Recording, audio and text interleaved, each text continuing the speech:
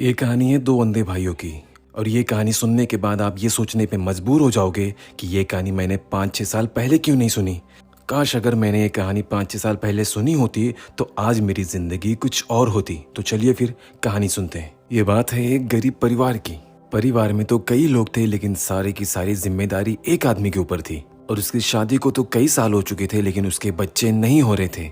फिर जैसे तैसे कई मिन्नतों के बाद, कई सालों के बाद 2 बच्चे पैदा हुए। जब उस आदमी ने सुना कि उसके 2 जुड़वा बच्चे पैदा हुए हैं तो वो बहुत खुश हुआ। उसने सोचा कि ये मेरी गरीबी मिटाएंगे और मेरी पूरी मदद करेंगे। लेकिन उसकी खुशी बस कुछ पलों की रह गई। कुछ देर बाद उसको मालूम पड़ा कि उसके दोनों जुड़वा बच्चे अंधे हैं। इस बात को सुन के वो पहले से भी ज्यादा दुखी हो गया। वो सोचने लगा कि पहले इतने सारे लोग कम थे कि 2 जन की जिम्मेदारी और बढ़ गई। अब वो इंसान बहुत दुखी रहने लगा, बहुत परेशान रहने लगा। इतनी कोशिशों के बाद, इतनी मिन्नतों के बाद तो जाके 2 बच्चे पैदा हुए थे और वो दोनों के दोनों अंधे निकले।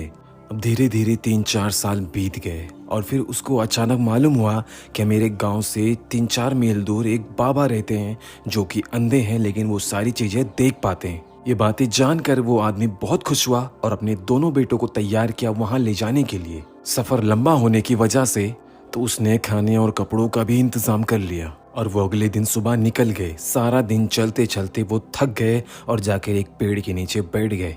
अब पिता अपने बच्चों से कहता है कि बेटा, हम पहले से ही बहुत गरीब थे और मैं सोचता था कि मेरे बेटे हो तो वो मेरी मदद करते, मेरी गरीबी दूर करते, लेकिन बेटा तुम दोनों भी अंधे ही हो। फिर वो दोनों बेटे बोले, पिताजी आप निराश ना हो, हम आपकी पूरी मदद करेंगे, आपकी पूरी सहायता करेंगे, आपका साथ देंगे। और अब वो सफर पूरा करके उस गुरु के आश्रम पहुंच जाते हैं। जब वो बाप बेटे उस गुरु के आश्रम पहुंचते हैं तो उस गुरु से जाके मिलते हैं और वो पिता अपनी सारी दुख तकलीफें उस गुरु को बताता है। वो गुरु उन्हें दिलासा देते हुए कहता है कि आपके दोनों बेटे देख पाएंगे, आप परेशान ना हो। और वो आदमी अपने दोनों अंधे बेटों को वहां छोड़ के चला जाता है और अगले दिन से ही इन दोनों अंधों का अभ्यास शुरू होता है। वो गुरु उन दोनों को समझाता है कि तुम्हें यहाँ बैठ के ध्यान लगाना है और जब तुम पूरे मन से ध्यान लगाओगे तो तुम्हें एक सूरज की किरण दिखाई देगी। और जिस दिन तुम्हें वो सूरज की किरण दिखाई दी तो तुम समझ लेना कि तुम्हें अब सब कुछ दिखने लगा। उन दोनों भाइयों में से एक मोटा दिमाग का था और एक समझदार था। दोनों ने अपना अभ्यास शुरू कर दिया।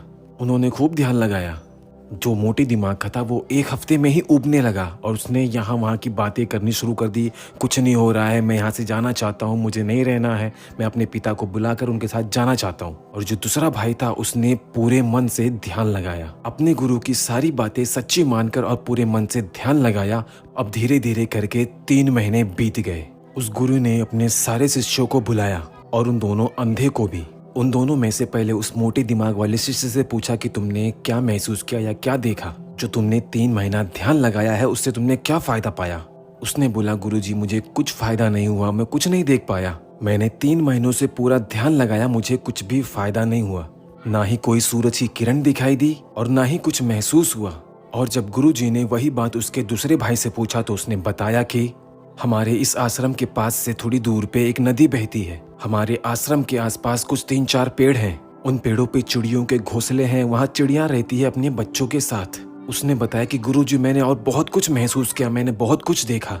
दोस्तों ये कहानी हमें ये मैसेज देता है कि हम अपने किसी भी डिसीजन में जल्दी फेल क्यों हो जाते हैं, क्योंकि दोस्तों उस चीज के लिए हम में फोकस करने की क्षमता नहीं होती और वो कोशिशें बार बार करने का साहस नहीं होता। अपनी जिंदगी में हम शॉर्टकट चाहते हैं, जल्दी से जल्दी कामयाब होना चाहते हैं। तो दोस्तों ये कहानी हमें ये सिखाती है कि हम जल्दी से जल्दी कुछ नहीं कर सकते। जल्दी से जल्दी बस हम यहाँ वहाँ की बातें कर सकते हैं, बस इनको उनको भला बुरा बोल सकते हैं, अपनी किस्मत को कोस सकते हैं बस, और कुछ नहीं कर सकते। जो फोकस करेगा, पूरा ध्यान देगा, वही इतिहास रचेगा।